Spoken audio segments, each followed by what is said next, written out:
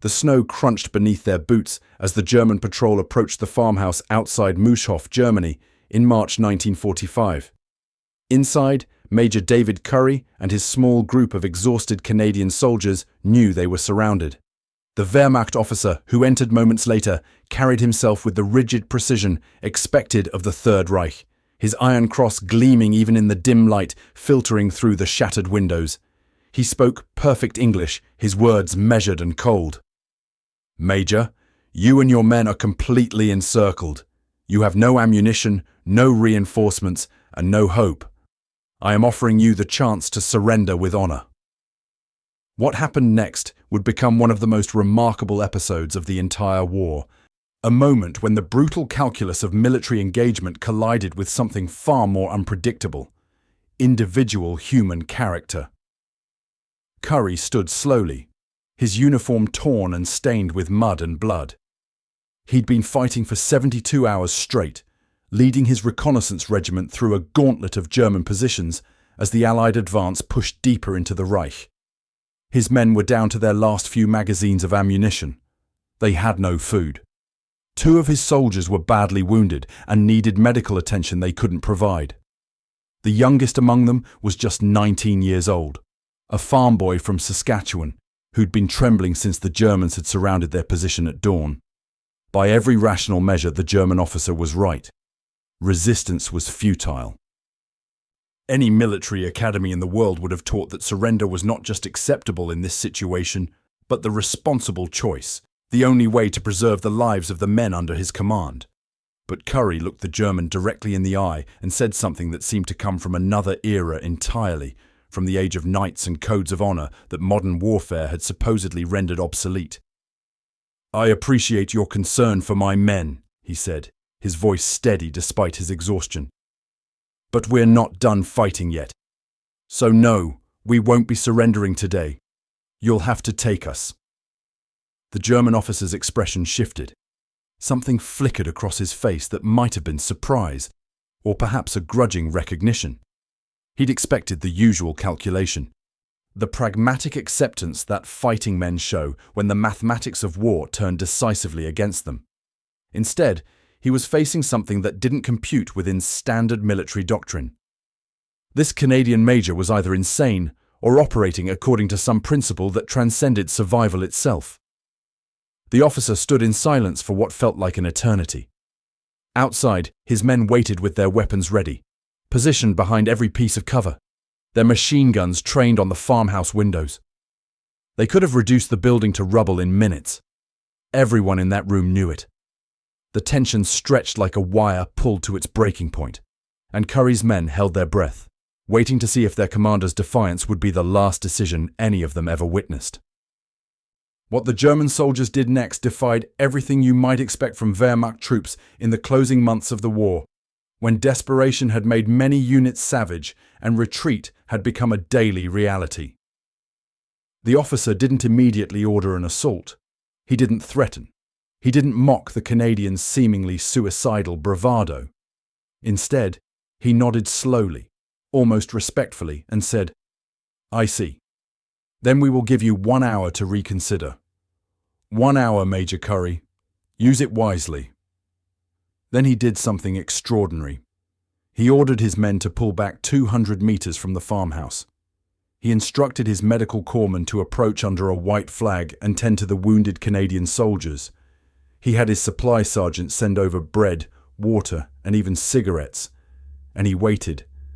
His junior officers questioned the decision, arguing that they should simply overwhelm the position and be done with it. But the commander held firm. There was something about Curry's refusal that had touched something in him, some memory perhaps of what soldiers used to be before this war had ground everything noble into the mud. Inside the farmhouse, Curry's men stared at him as if he'd lost his mind. "Sir," one sergeant whispered urgently, "we have maybe 30 rounds between all of us. They could rush us right now, and we'd be finished in 5 minutes. What are we doing?" Another soldier, a corporal who'd served with Curry since North Africa, added quietly, "Major, those wounded men need a hospital, not a coffin. Maybe we should think about—" Curry cut him off, but not harshly. "I know what you're thinking. I know what the book says. but sometimes the book is wrong. That German officer out there, he's testing us. He wants to see if we mean it, if we're really willing to die here. And more importantly, he's giving us something we can use. The men looked confused. What could they possibly use? They were trapped, outgunned, and running on empty. But Curry knew this. He'd known it when he refused the surrender. But something in the German officer's eyes had told him that this moment was about more than ammunition counts and tactical positions. It was about will, about the stubborn human refusal to accept the inevitable, and sometimes that refusal changed the shape of the inevitable itself. Sometimes, just sometimes, the side that refused to acknowledge defeat could snatch victory from the jaws of certain destruction, not through firepower, but through sheer force of determination. The hour ticked by with agonizing slowness. Curry used it to redistribute what little ammunition they had, to position his men at the windows to create the illusion of greater strength, to prepare for what seemed like certain death. He had them move between positions regularly, making it appear as though they had more soldiers than they actually did. He instructed them to call out to each other using different names, creating phantom soldiers to confuse any Germans listening. His soldiers, despite their fear, began to understand what their commander was doing. He was buying them dignity. He was ensuring that when the story of this day was told, it would be said that they went down fighting, not that they meekly accepted defeat. But he was also doing something more subtle, something that the German commander outside was beginning to realize. Every minute that passed was a minute that the tactical situation could change. Every minute was a minute that Allied forces might advance closer to their position. Every minute was a minute that the German unit spent immobilized, unable to redeploy, unable to strengthen other positions that might be under attack. Curry's defiance wasn't just symbolic, it was strategic. He was turning his hopeless position into a fixed point that the German forces couldn't ignore and couldn't easily eliminate without cost. When the German officer returned precisely 60 minutes later, something had changed in the tactical situation, though Curry couldn't see it yet. The officer approached alone again, and this time his message was different. His posture was still military correct. But there was something else there now, something that looked almost like regret. "Major Curry," he said, "I have received new orders. My unit is being redirected to defend against your advance from the north.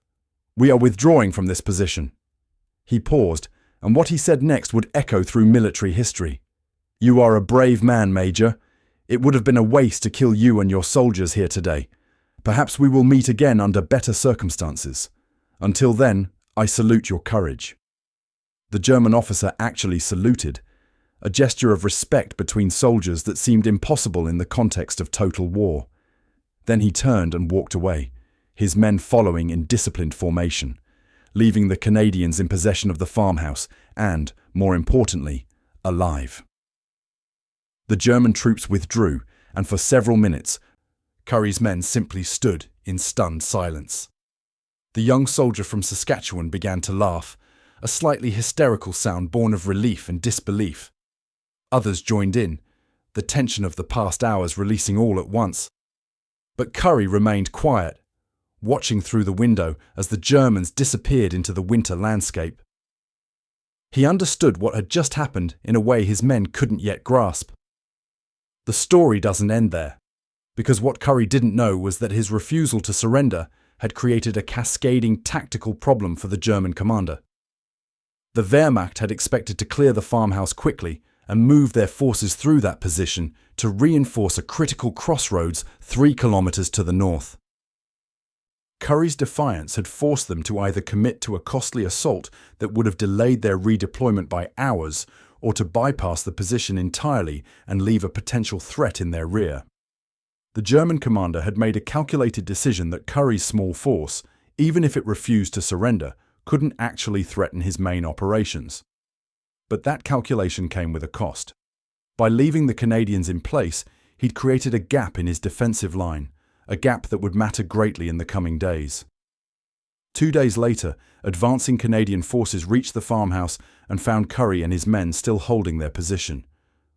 The Major's refusal to surrender became legendary within the Canadian army, But what's often forgotten is the equally remarkable decision made by those German soldiers. In an era of total war, when the Nazi regime demanded fanatical resistance and showed no mercy to its enemies, a Wehrmacht officer chose to respect the courage of his opponent rather than crush it. He treated the rules of war as if they still meant something, as if honor between soldiers could transcend the hatred between nations, as if there were still lines that shouldn't be crossed even when crossing them would have been tactically advantageous. Major David Curry would go on to receive the Victoria Cross, the highest military decoration for valour in the British Commonwealth. The citation mentioned his tactical brilliance and his inspirational leadership, but it could never fully capture what happened in that farmhouse. That strange moment when the machinery of war paused because two officers, enemies by circumstance, recognized something in each other that was worth preserving. The young soldier from Saskatchewan would return home and tell the story for decades, always emphasizing not just Curry's courage, but the unexpected mercy of the German officer who could have killed them all but chose not to.